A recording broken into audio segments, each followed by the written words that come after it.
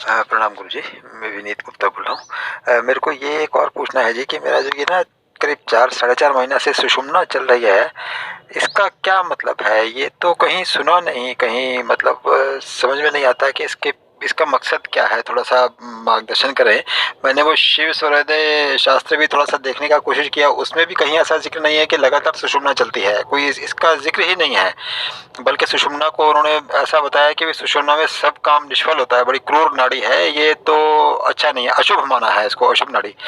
तो मेरे को थोड़ा-सा बताएँ क्या मतलब इसका मकसद क्या है? क्या इसका अहमियत है इसकी आध्यात्मिक जीवन में, और अदरवाइज़ इसको कैसे हम करें? दूसरा साँस का जो है बीच में मेरा मतलब बिल्कुल ना खुला है रास्ता, जैसे करीब 2 ढाई महीने पहले ऐसा हो गया कि साँस बिल्कुल नाभि तक कॉलर जाती है और उधर ऊपर लगता है सहस्त्रार से ऊपर बाहर को निकल जाएगी। जैसे खोखला पाइप होता है, इस तरह का एक फीलिंग होती है, जैसे जब भी लंबा सांस लेता हूँ, थोड़ा सा ऊंचाई टाइप ऐसा लेता हूँ तो जैसे अंदर में कुछ खुल गया है, ऐसा ऐसा लगता है कि जैसे खुल गया है अंदर में कुछ। तो इनका क्या, इसका थोड़ा सा मार्गदर्शन करें गुरु जी, क्या इनका मतलब क्या है इसका? थोड़ा बताइएगा प्लीज, बहुत उत्सुकता है इस बारे में। धन्यवाद। प्रणाम आपको।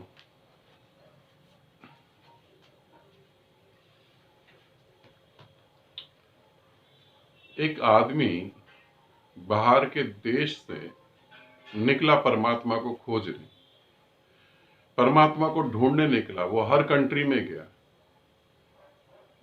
और उसने हर कंट्री में पाया कि परमात्मा जैसा कुछ नहीं है। घूमते घूमते वो हिंदुस्तान में भी आ गया,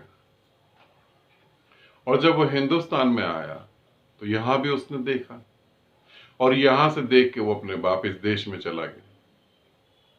वहां पे उसके देश में उसके बहुत सारे जानकार उसको वेट कर रहे थे, उसके इंतजार कर रहे थे, कुछ खोज के लाया ही होगा। फिर जब वो वहां पहुंचा तो न्यूज चैनल वाले, प्रेस वाले सब इकट्ठे हो गए, बहुत सारे उसके मित्र इकट्ठे हो गए कि अब कुछ बताएगा।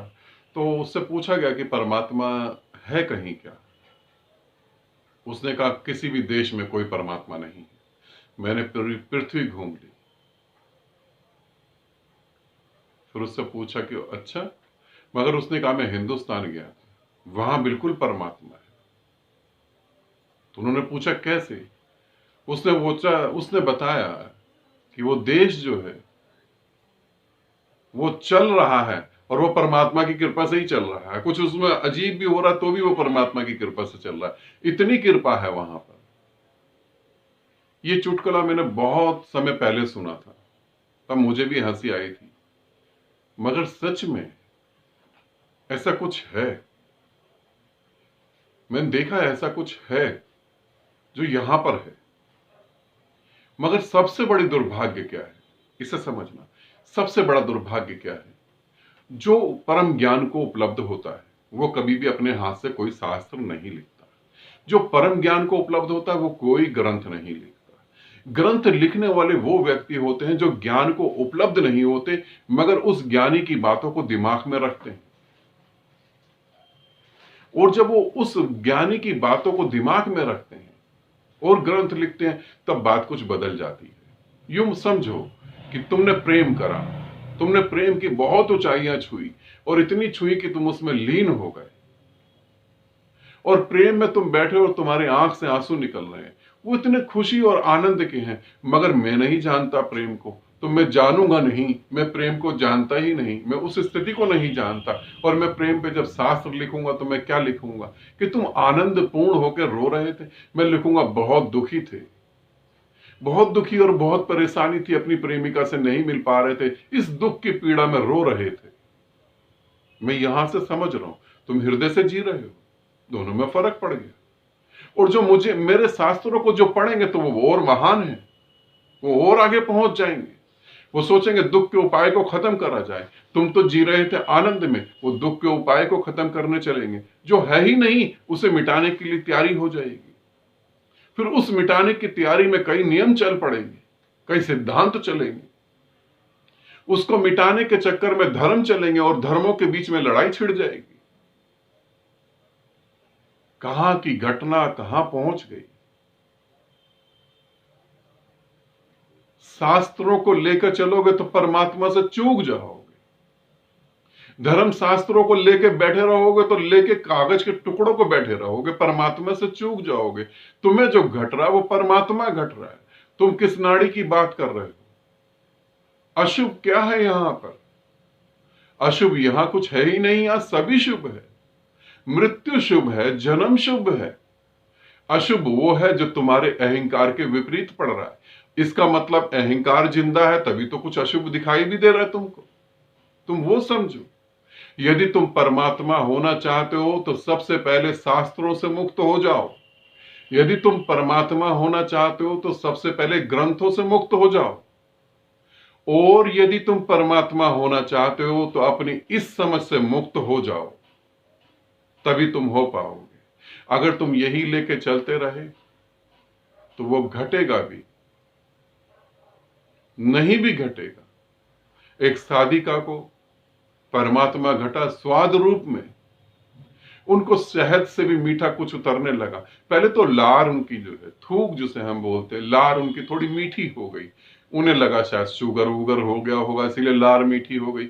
मगर शुगर जैसा कुछ नहीं था, वो मीठा धीरे धीरे बढ़ने लगा।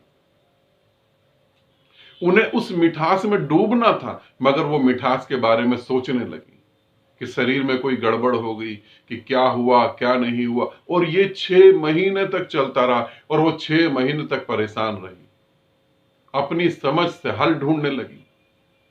गुरु से न मिल पाई, और जिनसे मिली वो गुरु नहीं होंगे। उन्होंने भी कुछ बता दिया, ये मंत्र जाप कर लो, वो मंत्र जाप कर लो, सर के बल उल्टे खड़े हो लो, पता नहीं क्या क्या। और जब वो मुझसे मिली तो रो पड़ी। 6 महीने से वो घट रहा था और अब तो बहुत देर हो गई, अब तो कुछ नहीं घट रहा। तुम्हें भी मैं ये कहना चाहूंगा, आंख खोलो। और आंख खोलने का अर्थ है आंख पे पड़े हुए पर्दों को हटा दो। कोई शास्त्र नहीं, आज तक इस पृथ्वी पर और मेरे होने के बाद भी इस पृथ्वी पर अनंत काल तक परमात्मा नाम का कोई ग्रंथ कभी बन नहीं सकता। परमात्मा नाम का कोई शास्त्र नहीं बन सकता। कोई परमात्मा के बारे में एक शब्द नहीं कह सकता। परम मौन है वो, परम प्रेम है। कैसे उसके बारे में तुम शास्त्र लिख सकते हो? तुम मेरे शरीर को देख के मेरे शरीर के बारे में शास्त्र लिख सकते हो? मैं कैसे खाता हूं, मैं कैसे बैठता हूं, मैं कहां घूमता हूं, कहां चलता हूं, मैं क्या बोलता हूं, तुम ये बेजान शब्दों को पकड़ के शास्त्र लिख सकते हो। मगर इन बेजान शब्दों के पीछे जो आ रहा है उसे तुम नहीं पकड़ पाओगे। मेरी प्रेम भरी तुम्हें एक रिक्वेस्ट है, तुम शास्त्रों को छोड़ना सीखो। तुम अपनी समझ को छोड़ना सीखो। वो तो घट रहा है, वो तो घट रहा है। तुम इसे समझो। तुम चूक चूक जा रहे हो। कोई सी भी नाड़ी चले वो परमात्मा की है। कोई सी भी नाड़ी चले। कई बार शरीर में जो है सीधे हाथ की तरफ से जो है, राइट हैंड की तरफ से सांसें चलने लगती हैं, चलती चली जाती हैं। कई बार 1 घंटा इधर से चलती है, 1 घंटा इधर से चलती है, और कई बार दोनों ही चलने लगती हैं। तुम साधारण से शरीर में जो एक्टिविटी हो रही है उसको तुलना करके कहां जा रहे हो? बाहर आओ, थोड़ा जागो, देखो, प्रभु तुम्हारे सामने खड़े हैं। आनंदित रहो, सदा खुश रहो। बहुत बहुत प्रेम आप सभी को।